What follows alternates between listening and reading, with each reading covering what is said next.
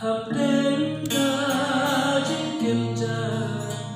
dari khlaw taman way ngaya yaka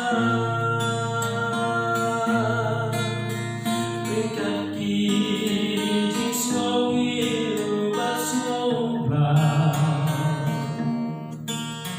ringkat ba kamen si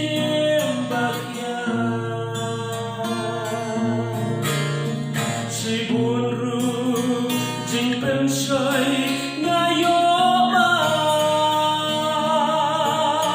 jing septi di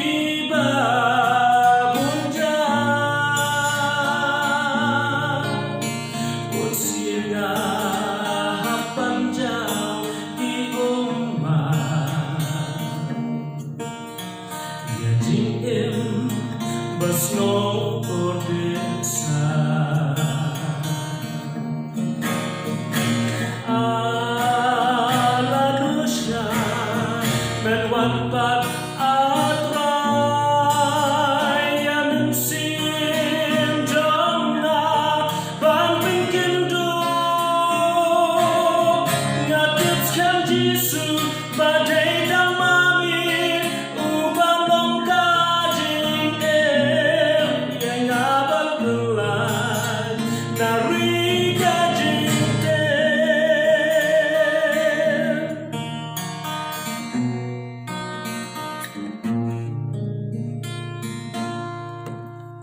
Hapdeng trong ki lumba